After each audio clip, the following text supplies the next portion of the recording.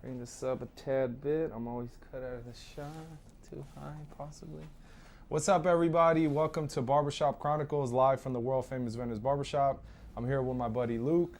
We're gonna cut hair and talk about some cool shit. And this is episode 7. So building coming along. Cheers. So what's up, dude? Let me see if I say your name right. Luke Barowiksi? Barowiksi. Close. All right, Barowiksi. Love it.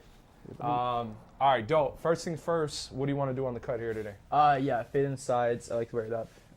So, yeah, maybe like trimmed up in the top a bit. Okay.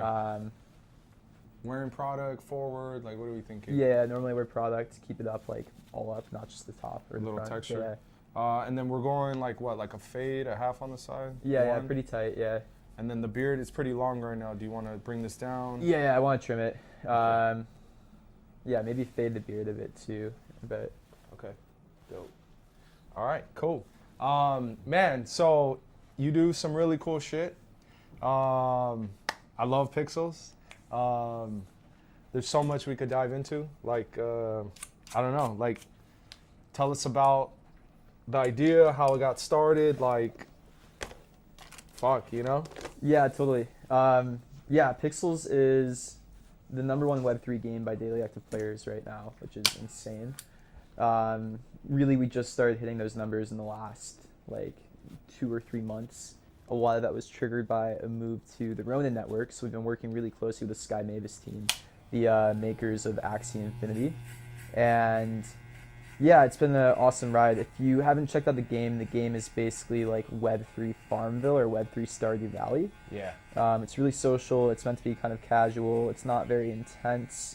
And we've been running a ton of experiments on like what the future of gaming looks like. And we have this thesis that Web3 gaming is going to be the future of all games. It's this new user acquisition method, and it's really, really powerful. One of the crazy things about Pixels is we've onboarded like millions of users at this point, and we've done it on like $10,000 of spend. Wow. So what we've really been experimenting with is basically using Web3 as a unique user acquisition model and method, and there's a ton of nuance and depth there once you start to dig into it. On the surface level, you know, people have tried some things before, like play to earn. And I still kind of believe that there's models like that can work. That's what we're really trying to figure out. It's like, what does the next evolution of play to earn look like? How can you use that to grow games? How can you make it sustainable? And digging into that. So yeah, that's a bit of background and context. Yeah, so yeah, it's like you can't quit your job and play games all day, or like, you know? If you're really good, then... That was the initial play to earn kind of, you know? It was just like, fuck this, I'm just gonna make a ton of money, you know, playing this Web3 game, sell these tokens, like... Yeah, so it's really interesting working so closely with the Sky Mavis team, the people who have made Axie Infinity. Yeah. That's like something really important to note. It's like Axie Infinity used to have a lot of issues, right? But they were also the first to try out anything with this, so of course they're going to run into unexpected problems. That's kind of what you have to face when you're a first mover in something so crazy. So they were able to learn a ton. Like, they are in a position where they can fix most of the mistakes that they made. Like, I don't know if you just saw an announcement, but from Axie Infinity, but they changed their entire economics around SLP. Mm-hmm. And yeah, SLP is now net deflationary. They're starting to introduce some really interesting like central banking policies around SLP, really? Where they're going to maintain 2% deflation year on year, doing like buybacks, sellbacks, things like that, building a fund to defend it, since they see that, you know, they're going to get more attention when this bull run really starts to pick up. How do they make sure that they have sustainable economics with that SLP in the long run? Like, all to say, they made like a ton of improvements around there, and they've learned more lessons than anybody else in the space. So yeah, now my take in the space is like there's a play to earn model that exists, but it needs to be a lot more nuanced than the previous models. Like, when people started playing Axie, basically anybody could earn like a ton of money playing the game, and it was propped up a lot by speculation, which isn't necessarily a bad thing, but speculation eventually will pop and fizzle. So it's kind of learning how to control that speculation, how to manage expectations, and also the stuff that we're building out now is more about targeted earnings. There are certain users that Web2 games would unquestionably give a small incentive to stay into their ecosystem. For example, like the obvious one is streamers, right? Like Web2 games already pay streamers a ton of the time. Yeah. How can you create incentive structures that reward streamers inside of your game? Like that's play to earn if you do it right? Yep. But then there's also more nuance too. It's like, how can you create incentive structures to users who start retaining longer in the game? Like, are there different ways that you can set up the play to earn model where you're giving out earnings to people who have played after 30 days? For sure. Can you get a bit more nuanced? Can you do it by geography? So you say, hey, like people in the Philippines, they're probably happy earning a bit less, right? And they typically spend less in the game. So maybe that's not an issue if we give them less earnings. But then US users who are typically higher like lifetime value in the games, can you give them more earnings to give them the right incentive structures to start to spend more money in the game as well? There's like a whole bunch of nuance that we're going to be experimenting with there in the next year, basically. Yeah, no, I mean, I love it, man. Like it, you know, the real big like FOMO, man, was not getting a land plot. Like Bro, I was telling you. Bro, I'm like, those things fucking rip, dude. Like I'm watching them, I'm like, shit, they're almost 2 weeks now. I was looking at the space plot land, like I was just like, fuck, man, it's it's crazy, and that's what I really like, because you know I game, you know, I hang out with my kids. I'm like, we'll jump on, we'll play some stuff, but it's also like it's hard for me to play every day, right? But what I did like is a metric of like owning a plot of land and then still keeping you involved with it, you know, yielding like that 1%. So I could go back, I've collected some resources, even if I miss like a day or two. I kind of like this ecosystem, man. Like I thought it was pretty cool. There's only 5,000 plots, you know, just doing the math, right? There's, you know, 20 to 100,000 players. Like it's gonna get, it could get pretty crazy, you know? Yeah, the gameplay is switching up so much around land too. Like I'm really interested to see how that's going to affect it. But basically, if you play the game right now, part of the core issue with our economics is that for every single new player that comes into the game, more resources are generated. So basically, like multiple people can farm on the same plot of land. It really only shows up per player. Yeah. So we're about to make a change, and we're calling it Chapter 2, where basically only one person can farm on a plot of soil at a time. Oh shit. So that sounds a lot different at first than it is. It's interesting because if you think about it from like the perspective of a landowner, at first you're like, oh, like not as many people will be able to farm on my land, and yeah, that's true, but then also like your real estate probably becomes a lot more scarce now, right? Like there's probably gonna be a lot more demand to use that land, and then it's gonna tie in really interestingly to this new SocialFi feature that we're building out around guilds. I'm not sure if I explained this feature to you before. Yeah, no, I was trying to understand. I listened to the AMA you guys did. I was trying to understand the guilds. Like, if you could kind of break it down for the dumb folk, you know, because I'm like, bro, I was trying to understand it. So yeah. Did you follow Friend Tech? I believe so. Yeah. Okay, yeah. Yeah. So guilds is basically Friend Tech inside of our game. So basically, anybody can create a guild. It might cost like a small upfront cost, but then people can join the guild. And joining a guild increases in price the more members that there are in the guild. Okay. So if there's 10 members in the guild, joining the guild might cost you like $10, right? To like get into the guild for once. But then when there's 100 members, the membership per new member goes up to like 100. Now, the interesting thing with that's called the bonding curve, that increase in membership price based on members. Yeah. The interesting thing about that is you can also sell the membership back. So if I bought a membership at $10 and I'm done being a part of the guild, if there's now 100 members inside of the guild, I can sell that membership back for $100. The really, really interesting part too is you actually can't sell it back for $100. You can only sell it back for about $90, because what we do is we will give 5% to the guild owner, and then 5% gets burned on our end. So yeah, it's a really interesting way to incentivize user acquisition done on our behalf. Yeah. But also it creates like its own earning mechanism loop for guild owners. And the interesting part about this is, since resources are going to be a lot more scarce inside of the game, I expect to see a lot of guilds reaching out to landowners. Okay. Because that's an incentive to join the guild. If they have connection to a lot of land, then we're going to see guilds want to acquire more land, even if they're not the ones that own it directly. Dude, it's fucking crazy. It's like Yeah. this mini economy. Like, you guys are gonna run it better than the goddamn Fed, bro. Like, it's freaking nuts. Yeah, it's fun. It's like fun to build a game. I'm playing my own game of building a game, basically. Yeah. What did you like? What was the idea? Where did this stem from? Like, what was your background in gaming? Did you think you were gonna do a startup? Like, Yeah. What was that process like? I started coding when I was like 12 years old, and I was Damn. making video games when I was doing that. I was using this program called Game Maker, learned like its scripting language, and then just was messing around for a while. I went to study computer science and economics at University of Michigan, and Michigan just won. Yeah. yeah, that was awesome. Yeah, and it's funny because like I knew I was gonna do computer science. There was no question about that. Like my plan was like go be a software engineer for a little bit, then maybe like try to start something. I was thinking about like 17 years old even. But then yeah, I took a couple economics classes in university and just really liked it. I thought it was gonna be completely useless, but I studied it just because of pure enjoyment. Yeah. And it turned out to be really useful in this context. And it's also just like an interest of mine too, right?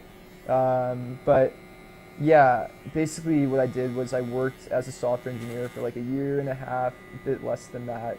And then the intention before I ever started that job was always to like do that job, quit, and then like travel and try to start something. Yeah. And yeah, I basically did that. I started what became Pixels like 4 years ago now, but it pivoted a ton. It wasn't always a Web3 game. Okay. It wasn't a Web3 game until like 2 years ago, actually. Okay.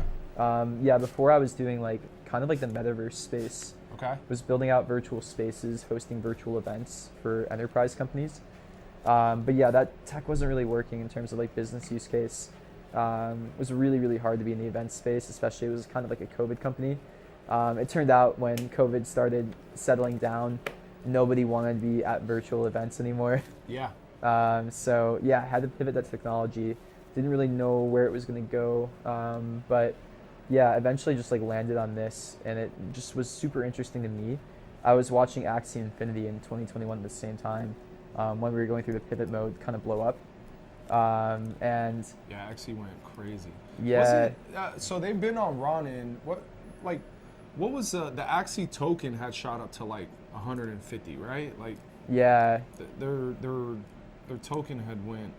I was like pulling up the Ronin chart because I was like, man, I feel like I remember their token. Oh, it was going crazy. Yeah. SLP even too. So they have two tokens. They have SLP and they have AXS. SLP was the one that was like a bit more like problematic, I would say, where that's one that got a lot of attention from the Philippines and from like all of the people who were like in the play to earn craze. It got really speculated on. And at one point, I think I can say this, like SLP, because it was so speculated on, was completely out of their control, actually. Like they had no control over the price of SLP through in-game mechanics. It was like 90% driven through speculation, which is like interesting when it goes up. It's pretty bad when that goes down though, right? Wow. So yeah, lessons there that we're learning when we approach our tokens too. Because yeah, we don't want to end up in the same situation that they did.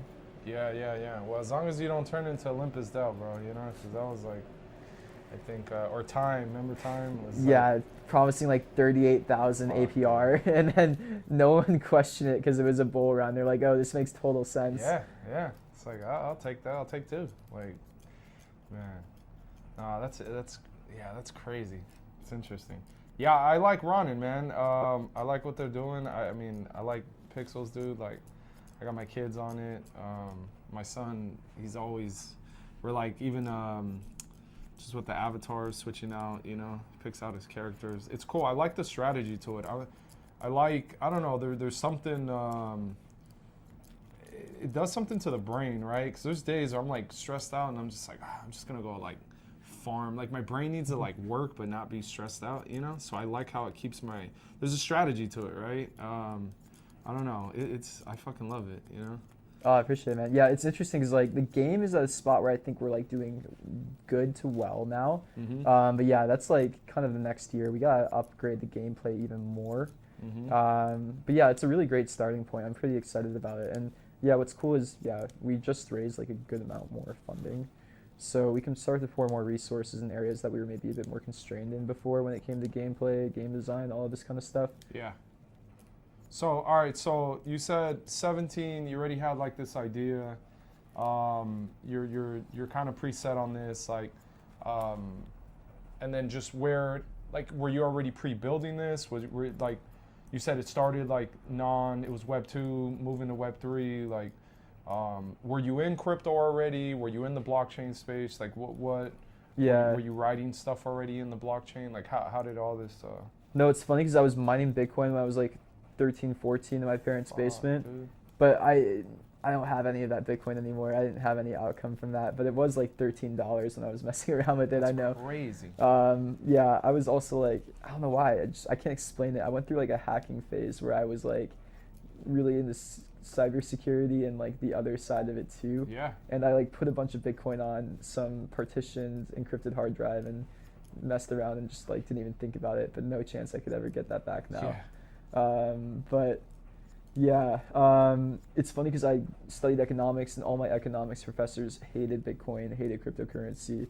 Like I can point you to like so many essays. Paul Krugman, for example, is like a really famous economist who just like shits on Bitcoin, but is also like he was in the Obama cabinet, right? Like yeah, I don't know. I just had like this negative connotation of cryptocurrency after leaving it, and even in like the 2017 bubble, I kind of just ignored all of crypto going on. I just really wrote it off.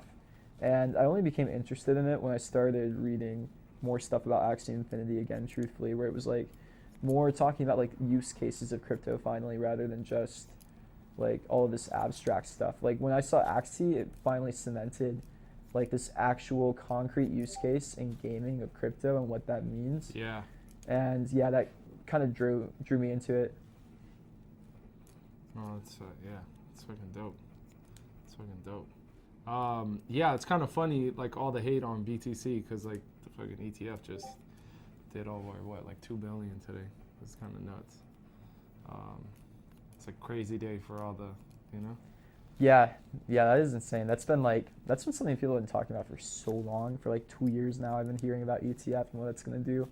Yeah, I'm interested to see if it'll actually have like the impact people think, but. Yeah, well, they thought they were rugging us today in the morning because it like shot up to like 48, 49, and then it just shot back down to 45. So the memes, I don't know what it is about, like, I'll tell you, man, like CT on like a bear market is like, it's pretty fucking funny because like it's just all destruction, but the memes make it like, you know, it's just like me for real, you know? It's Oh just yeah. like, man.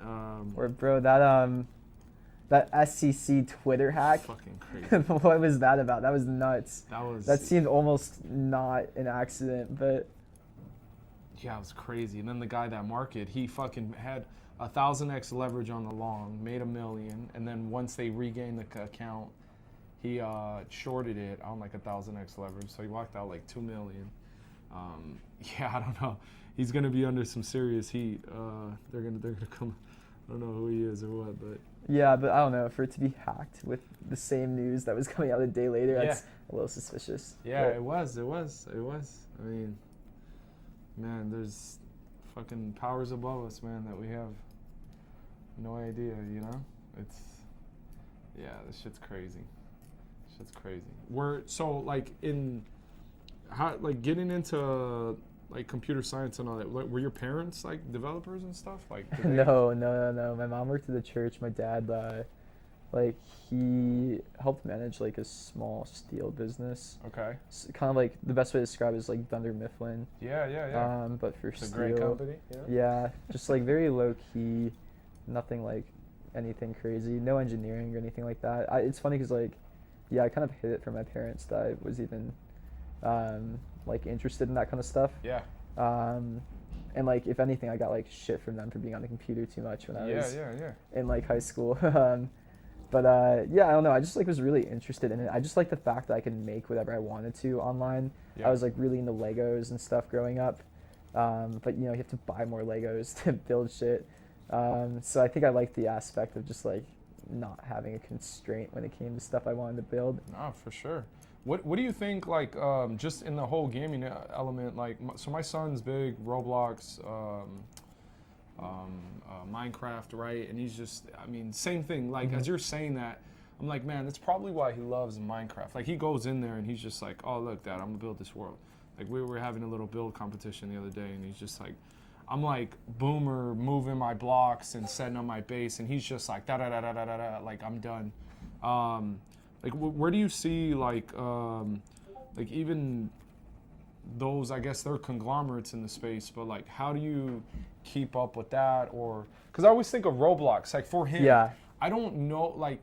I don't know if he's committed to like the same game. Like after a week, there's so much, right? It's like YouTube for gaming. There's so much stuff. I don't know if he ever goes back to like one game. And I'm not saying there isn't, but he does. But I'm just like, he's flying through stuff. Like, how does that change the landscape of gaming, or as you're building this gaming, you know, platform? Like, how do you compete with that? You know? Oh yeah, I mean that's like, so that's kind of where free to play gaming ended up, right? Where it was a game of like very short term numbers.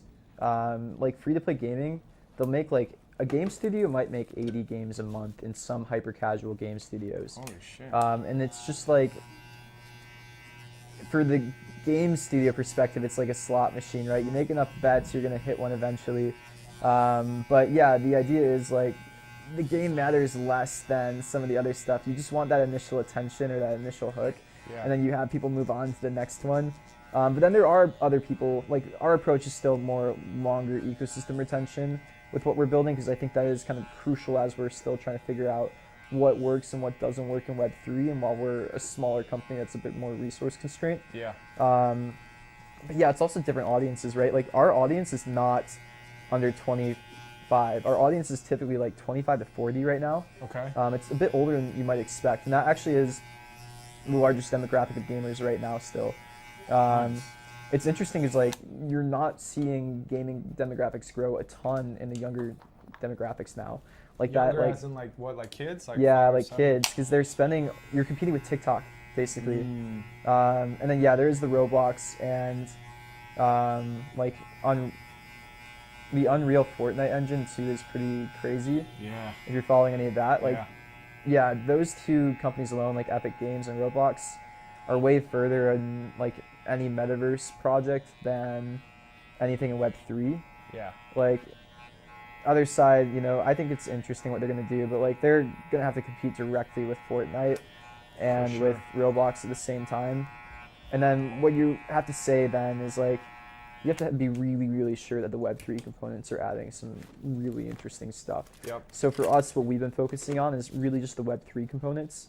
Like, what are the unique things in Web3 that actually make gaming significantly better? Correct. And like, how do we incorporate those as much as possible into gaming? Yeah. No, yeah, the other side, it's interesting. There was a lot of, I'm like fly on the wall, right? So I'm going through Twitter just hearing everybody's takes, and it was interesting. Some, you know, apes are traditionally like, hey, I'm still going to root for it, and like I'm not, you know, sweating it. And then a lot of people were kind of just like, dude, like this teaser was like garbage, you know? Like if this is what the game's going to be about, like what, you know? I don't know, somebody was like, yo, you guys should have did a different frame, and I don't know, you know? They have a ton of resources, like. Yeah, I'm curious how that's gonna go. What I worry about with the Bored Ape stuff is like, to me it doesn't seem like a lot of the Bored Apes are gamers. So that's maybe like an audience mismatch even there. Yeah, well then, how many, I mean, you got what, 10,000, let's just say 10,000 apes, and I don't know, let's say maybe 7,000, 8,000, I don't know if anybody's holding over 1,000 apes, but like one person, let's say you get all 10,000 people playing it, how do you grow past that ecosystem, you know? That's the tough part, you know? Yeah. Like you spoke on something where you're like, we didn't, everything you guys have built from your like community has been like organic, right? Like you guys aren't like, are you pushing anything into like marketing, or is it just like, you know, it's just for the love of the game, you know? Yeah, I mean, so I really think they're gonna have to follow a similar playbook to us, and it's just like it takes a long time to actually execute on. So I just see risk with that. But I mean, if they do it, like obviously Yuga has 100x the budget we have. For sure. It's just gonna be a bit slower. Yeah. But that's kind of like the fun part of being in our position, where we get to move really quick, we get to try things, we get to take a lot more risks than they do. Yeah. For us, like, I don't care if we mess something up. Like, we have enough trust with our community now where it's like we make mistakes all the time, and that's kind of just like a part of being in our community. Yeah. But yeah, I don't know if Yuga gets the same luxury. Like, they have to kind of get everything right. Yeah. No, that is cool. I mean, yeah, and then just even how you said, man, like, you know, life overall, you got to be able to pivot, right? If you're just planted and you're like, oh, fuck, like, this is all, it's going to shit, you know? And you don't do anything, I mean, it's kind of what life kind of brings you. I mean, if COVID wasn't a wake-up for everybody, it was just, you had to fucking move, man, you know? You're just going to sit there, you were shit out of luck, you know? So, yeah, no, it's interesting, man. I mean, yeah, I'm glad the market got a little bit of life. We've been talking a lot, like music NFTs, maybe kind of making a revamp. But the NFT space has been, you know, at least for a couple projects, has been really moving. Luca announced his game with Pudgy World, and yeah, that's interesting. I'm excited to see how that one goes. yeah, it's gonna be interesting. All of it, man, is like really fascinating. I'm trying to just keep up with all of it, right? I mean, like a day in Twitter is like 2 weeks in the real world, so it's like it moves so fast. Yeah, it's crazy. What do you have anything like right now, like as you're going, like are you any trips coming up, anything like anything in particular you're focused on? Like, yeah, I mean, I'm so locked in on our token launch. yeah, that's dope. It's very soon. I don't want to say the date, but very soon. Okay. How does one prep for the token launch? You know, just keep stacking berry tokens, or what, man? Like, yeah. I mean, yeah, we have a campaign that's going on right now called Play to Airdrop. Play to Airdrop 2.0. Okay. So it's like one last chance for our players to get some of the token before we release it. And then yeah, once the token's actually out, like you'll be able to earn it just by playing the game. We have a couple of new ways to do it too. Yeah, it's a whole rework of the current systems inside of the game and ecosystem now. So it's going to look a little bit different. Yeah. One of the things that we're not afraid to do at Pixels is basically change everything if we think we need to. Yeah. So there will be a lot of big changes when the token's out in terms of like how you earn it, how the game is played, all of that. So let me ask you, if you make, right, I love that you're able to just pivot and you're just like, I'll fucking change the whole thing, right? Are you also open to changing it back if it doesn't work, you know? Oh yeah, like, 100%. Kind of just putting your own pride to the side and be like, hey, we fucked up. The other way was better. We're just gonna go back. You know, it was working. Cause sometimes, man, I feel that's with a lot. You're like, you did a little too much. You know, bring it back. You know, it's like, it was fucking great. You know, and not a lot of people are like, nope, I'm gonna keep pushing it. You know, like, yeah, we'll force this narrative. So there are things that are going really well right now, but I just fear for like sustainability. Yeah. That's the big thing where it's like our token berry right now scares me a lot. Where it's going well for now, but like I know, and like I'm very transparent about this too. It's like it probably won't stay like this forever, right? So how do we make the changes necessary to make sure that the game is a bit more sustainable? Yeah. Because right now the system as is great. Like, you know, Pixels is generating revenue through these VIP sales. It's been over like 1.5 million a month so far. And if we could keep that going, that's like a great little business, and we can build some awesome stuff and like continue to like do everything that we want. But I know that if we don't change things, it won't keep going. So, you know, we have to do some things that maybe won't be so popular in the short run. Yeah. Like there might be a sacrifice of short-term growth for long-term sustainability. Yeah. And those are some of the decisions that we'll have to make. That's great, right? You should be looking long term. So I mean, yeah, that's It's good. It was funny. Are you, you're Luke in the sauna room? Yeah, Is yeah. that you? Yeah.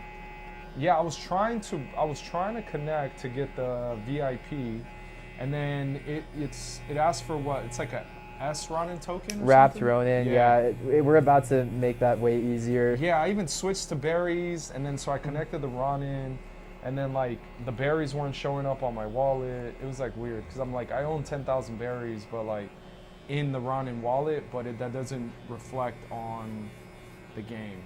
Yeah, you have to deposit it and withdraw it. So, yeah, that's been our main source of revenue lately. In order to so you can earn berry inside of the game, Yep. but in order to take it into your wallet, you need VIP right now.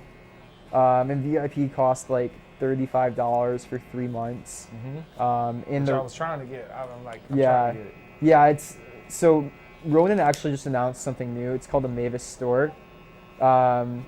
It's like a way easier UX to purchase things like this, basically. Okay. Then instead of the in-game. Yeah, we're about to integrate that. So you can either use like the Ronin token to buy things or credit card. If you want to do it that way too. It's just way better UX, basically. Okay. So yeah, we'll be integrating that pretty soon. But And then so once I'm in, I can deposit that berry.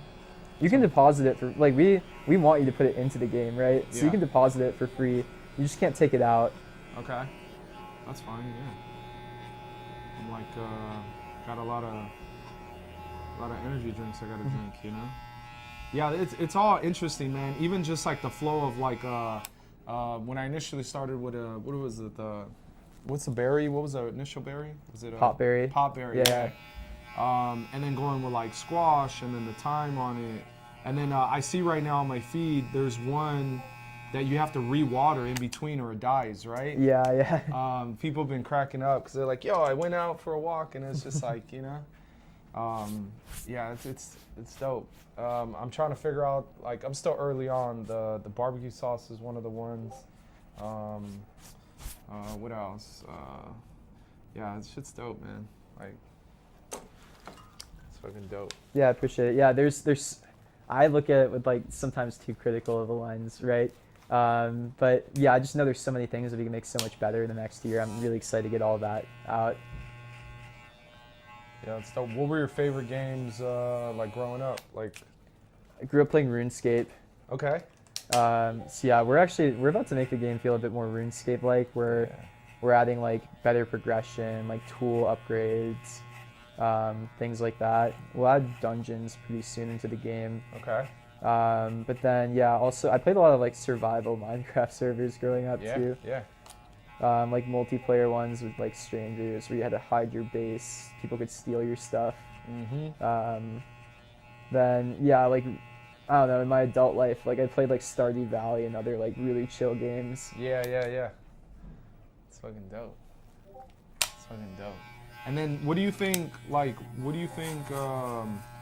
know the focus, like, as you're building just Web3 and just the community right now, how do people get from just the Web2 world or traditional gaming world into the Web3 space? Like, how do we bridge them over, right? Because we're like this niche little community, and then the Web3 gaming is a niche community, right? It's like NFTs, Web3, crypto. How do you get all, like, people outside on the other world to... Yeah, so my views have changed on this a lot. At first I was like, oh, we should abstract everything about Web3 away, kind of like hide it, make it so that you don't even know that they're playing a Web3 game. My take has shifted where instead, I really think you need to make the Web3 part so obvious as to why it needs to be there. And it needs to introduce functionality that's so extremely new that it's compelling enough for people in Web 2 to want to play the Web 3 game. Like that's what Axie did, right? Like the play to earn method, though it didn't work in their try completely, it was something so new where all of these people were willing to go through the hard work of onboarding into Web 3 despite the terrible UX. Yeah. And I think that's the kind of experience that you need to be thinking about giving people in Web 3. It's not necessarily like, I don't think you should hide it. I think you should own it and then make it compelling and good enough to use it. Like if the Web 3 isn't adding enough value for people to want to get into it, then why are you adding it? Yeah, no, for sure. Yeah, keep it simple, right? I mean, across the board, it's really true. Yeah, it's fucking. We've gone through like so much, and here's this, here's that. You get this. It's like the simplest ways make some of the best gains. Even for we were saying this with the music NFTs. We were like, you know, the NFT doesn't it doesn't have to cost $30,000 or to like buy this song, right? Because I could buy this song on Apple for $1 or something, you know. But it's like, all right, if you're spending $5-10 on this NFT, it's like it enters you a chance to maybe meet the artist or get a special T-shirt drop that comes out in a year or two, you know. Something simple. I'm gonna bring this down real quick. Just a little bit.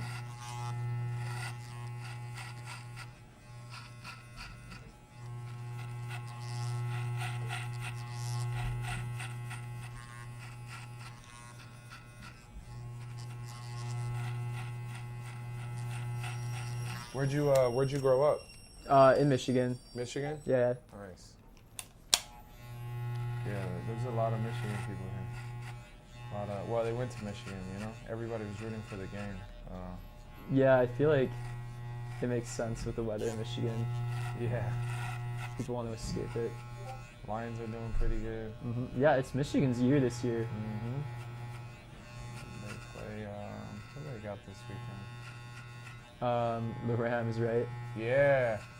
That's going to be crazy. Yeah, Matthew Stafford. Stafford, Higbee, the whole trade-off. I was happy when Stafford won the Super Bowl. Now I'm not. I don't like him anymore. Yeah, I'm actually surprised. Rams did pretty damn good. I was not expecting them. We were just talking about like Pete Carroll getting fired. I mean, there's a lot of. Nick Saban retiring. Yeah. And then Belichick today in the morning, which is like crazy. I mean, you'd be crazy not to hire him. He's just like.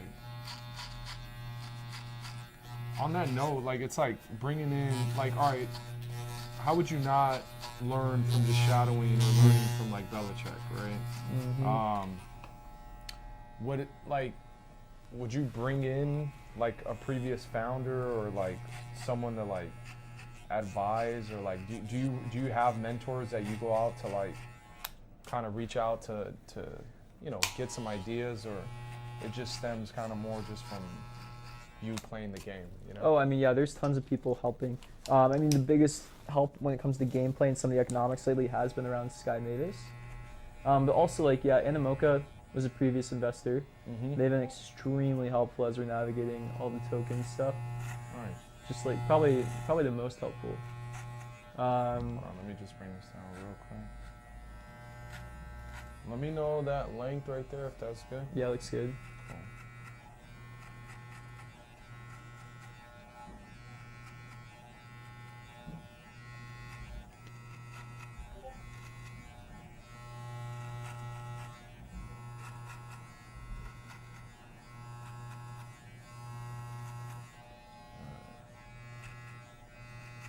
Yeah, that's a pretty good, I mean, like, that's some hell of a support right there, you know?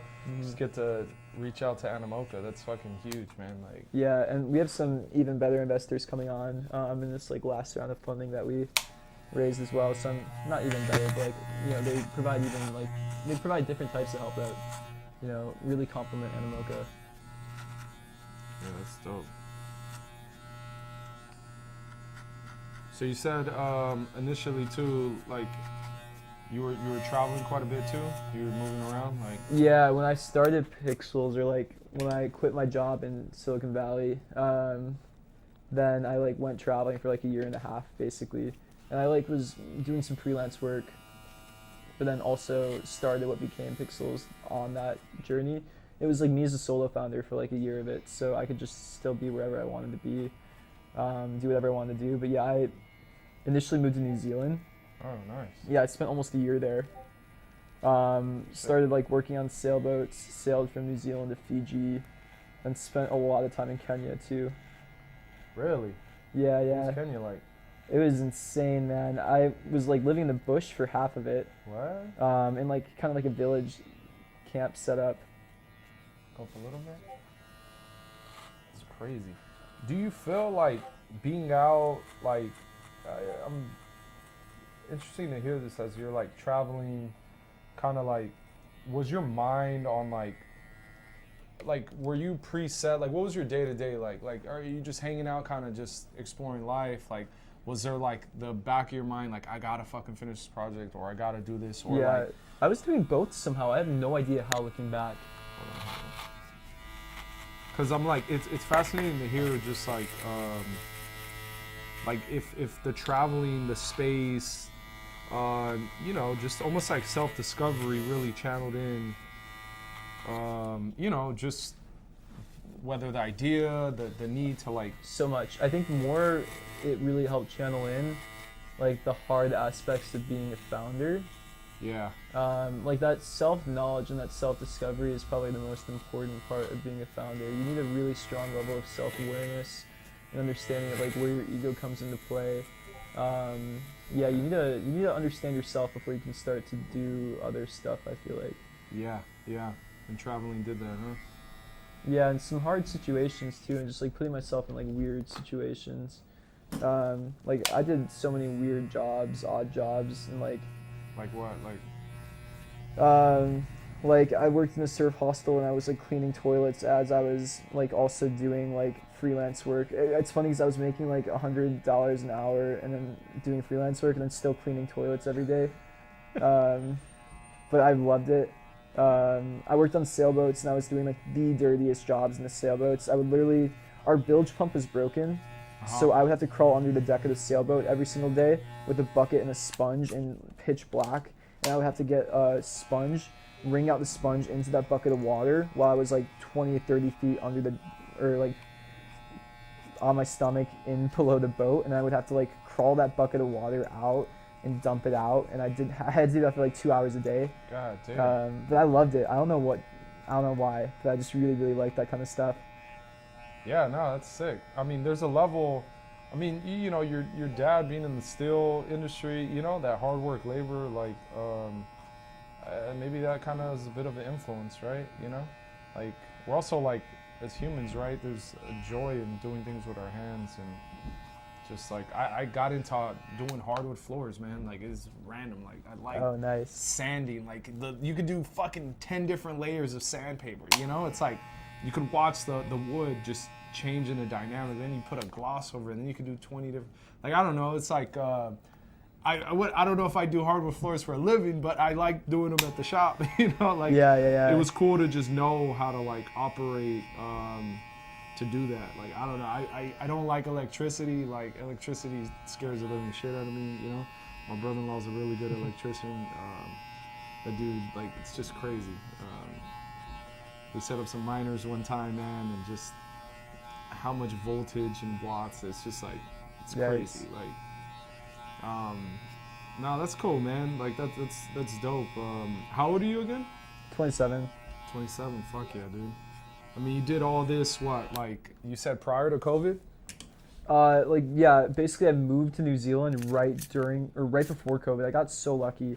Like I think I moved there January 2020. Yeah. Okay. And then COVID happened like obviously like a month later. And I got locked down in New Zealand, but Yeah, that was New the best Zealand place was in the fucking- world. Yeah. It was COVID free. My 2020 was completely normal. Like I had Dope. locked down for like 4 weeks basically, and that was it. But Man, talk about steak too and meat. They have really good like lamb. yeah. Whole Foods gets like all their lamb. I don't know. I didn't know this, but when I get the lamb, it's just like New Zealand lamb, and I'm like, Bro, they're kind of a nuisance there. It's like you'll be driving down the street and you'll have to wait 10 minutes for all the freaking sheep to cross the road. It's crazy. Yeah, it's apparently, yeah, they just fucking produce some good shit, man. It's fucking sick. Yeah, the wineries, yeah, that's dope. The culture. Did you surf or anything? Yeah, no, I lived in this town called Raglan for a while. Raglan. That was like the town I fell like most in love with. It's the surf town in New Zealand. Okay. It's the longest left-hand break in the world when it's breaking properly. Wow. But otherwise, it's just like an amazing like left-hand point break. Yeah, I felt really lucky to live there. That's dope. Do you have any brothers or sisters or anything? Yeah, I have one younger brother. He lives in Michigan, like pretty close to my parents. Okay. Very opposite lifestyle. He's like settled down, has a wife, has like Nice. 3 dogs. Nice. That's cool. But I mean, yeah, that's interesting, man. Did your dad travel with your parents? Like, I don't mean to Yeah. ask all the crazy questions. But as my kids, No. I like to see what stemmed our curiosity, you know? Yeah, so my parents are like more of the very safe, secure type. We went on like vacations as a kid. Like I was lucky enough to like, you know, be able to go on a vacation every year to like somewhere nice. But like my parents are like cruise people if they went on vacations, right? Yeah. Like they're more of like Midwestern, safe, secure, like not very risk tolerant type of people. And I just like, I guess because I'm very fortunate of that. Like I grew up in an environment where, you know, safety was priority. I have like no childhood trauma. That's great. But then it made me like want to go on a path after I started getting my own independence of like complete risk taking behavior. Yeah. I just think I over indexed because of that maybe. Oh shit, dude, you got into the riskiest fucking place ever, dude. Crypto, you know? Yeah. It's like, yeah, that's crazy. Did you have like an uncle that was like, I mean, cause see, that's fascinating. Like, just all of it was kind of just along the ropes, and then you were just like, fuck this, you know? Like, Yeah, no, I really had no one in my life that was like crazy like that. No. yeah, it's crazy. Goddamn, all my family was nuts, dude. I'm like, shit. I was trying to find fucking peace, man. That's crazy. No, that's fucking dope, man. Like, what was in traveling? What's like your favorite, or what's the coolest like town you've Yeah. come across? I lived in this area in Kenya called Samburu County. Mm-hmm. It is not a touristy place. There is like a tiny bit of tourist infrastructure in Kenya, but it's more oriented around safaris. Mhm. I was on the border of like northern Kenya, in Ethiopia. Mhm. There were like travel advisories to like not go there, but it seemed safe enough, so I really wanted to anyways. Yeah. It was amazing, and I lived like really closely to this tribe, the Samburu tribe, and yeah, we did the craziest shit every single day. Like I would milk a camel one day, go What help the with fuck? goats the other day. I went to a circumcision ceremony when I was there. Jesus Christ. I saw 15 grown men get circumcised. Jesus Christ. It was, yeah, just like crazy stuff like that. I loved it. It was so cool, and I felt pretty accepted there too. They like, What the fuck? yeah, I don't know. We just like lived there. We hung out. We made friends. Like me and a friend there, and yeah, they were like totally cool with us. Shit, dude. I'm still. You could milk a fucking camel, man? Like. Dude, that was actually so scary. I didn't realize how big camels were, but they are so fucking big. What the fuck? That's crazy. Damn, Kenya. What about the food? Like, what kind of food do they do? Dude, I had goat every day. Fire. Yeah, the national Spices and dish is stuff. mbuzi choma, which is just Mbuzi choma. yeah, just grilled goat. Mbuzi choma. Sounds bomb. There used to be a restaurant right here. The guy was from Trinidad, and he would do like this goat, man. Like, man, it was like this goat curry. It was. Oh, dude, I love it. It's just kind of hard to get here. You Yeah. gotta go to halal butchers if you want goat. Okay. They're the ones with the connect. Halal butchers. There's this market off Wilshire called Tehran Market. Mm-hmm. We got some lamb there that was like marinated in this yogurt. It was so good. It was yeah. I'm a food man. I like cooking. Like sounds good. There's this chili oil one of my clients put me on. It's like Gloria's it's like Cheeto chili oil. Mhm. It's fucking hot. Like it's so good, but it's a Ghana recipe. Bro, I put that shit on everything. Like, but my first time I was feeling confident. He was like, yeah, I eat it with chips. So I'm like, oh, all right. Like, it's probably hot, but not that hot, you know? I'm thinking I'm all macho. And, dude, man, I fucking put like 2 scoops, like nothing. I was fucking leaking, bro. Like, fucking sweating. Yikes. It was, God, it was so hot. But, no, that's cool. That's fucking good. Kenya. All right. I gotta get out and fucking go milk a camel, man. Like, Dude, there's some cool stuff there. Even what people don't think about is like the coast of Eastern Africa is so insanely pretty. yeah. Like Kenyan's coastline is some of the best beaches I've ever been to. Yeah, it's worth going to. Yeah. I think is it Cape Cod, right? Like someone was telling me about. Yeah. Like they have like real nice waters, the beaches. Yeah. Oh, that's dope, man. That's dope. Yeah, I want to do Tokyo.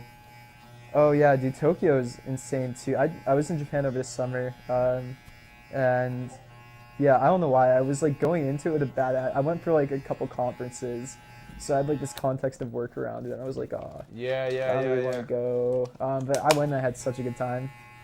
Damn, that's tight. Is there any like, do you attend any conferences? Like, you got anything on the radar for this year, or you just kind of like head down from? Yeah, I'll play it by ear. I might go to NFT NYC. I'm still debating if we're gonna do anything there. Yeah, I've been very hesitant to spend any money on events from like the business perspective. I like attend them every now and then. Smart man. Yeah, I don't know. Just like us spending 50K on an event isn't gonna get us any new users. Yeah. I'd rather spend 50K on building a new feature. Yeah. But yeah, I'll probably be at some of them this year. That's a bar right there, man. I'm not gonna spend 50,000 on an event. I'll spend 50,000 on building a future. It's fucking. If I had like emoji button, bam, bam, bam, bam. Nah, facts. Yeah, NFT NYC is fun. New York is it's a vibe. At least 2021 was like really great experience. Yeah, I'll try to get to Miami a couple times. I missed Art Basel this year. Yeah, same. I heard it was pretty lit, especially right at the pump. So everybody was like, yo, when we got that extra money, you know, everybody was trying to meme coin it their way to Miami. So it was like, man, watch your eyes real quick.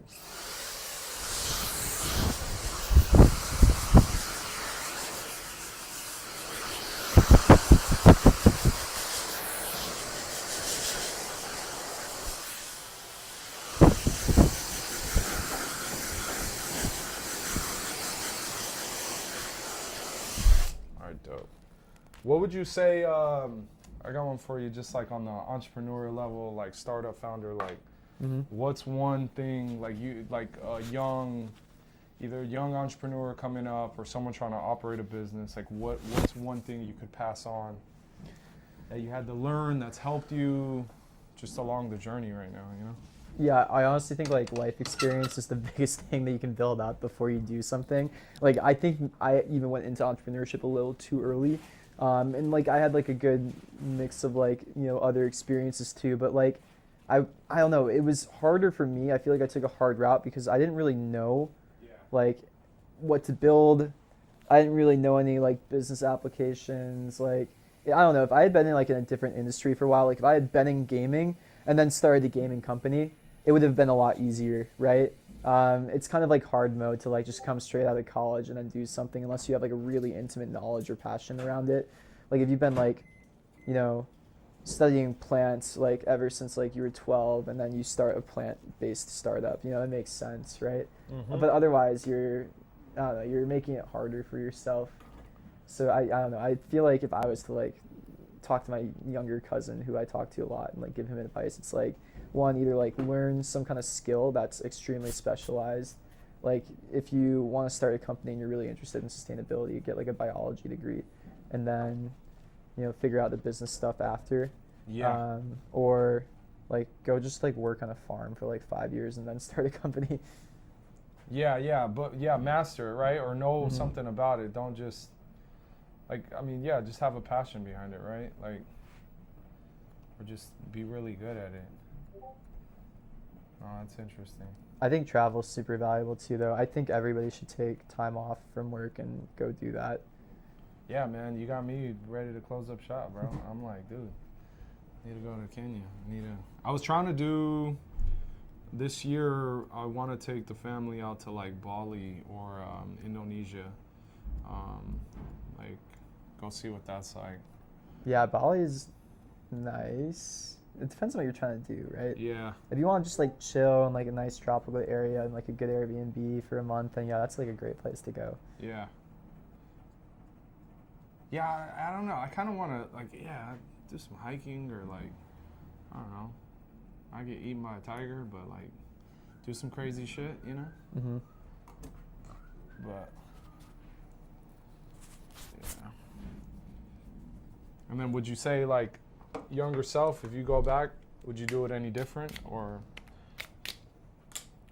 I don't know. Like I'm pretty satisfied and content with like everything that's happened up to now, right? Yeah, I don't think I would do anything really that much differently. Like I have regrets in certain areas, right? But I feel like you have to make mistakes For to sure. learn. For sure. No, 100%, man. Yeah, dope. Anything else where we could learn more about the game, play the game? Like, I dropped your Twitter handle. Yeah, pixels.xyz is the domain. Twitter's at pixels_online. Yeah, we do AMAs every single week where we live stream, answer questions, kind of go over the plan. And now's a good time to like get involved since there's a ton of other stuff coming soon. Dope. So, stack berry tokens, buy a plot of land, play Pixels, get ready for the drop, buy Ronin, check out Axie. A lot of alpha here. It's only going to get better. Appreciate Luke, everybody tuning in. Drop any comments, questions, any way we could make the episode better. We're all learning, just growing daily. So I hope everybody has a good day. Peace. Thank you. Thanks, guys.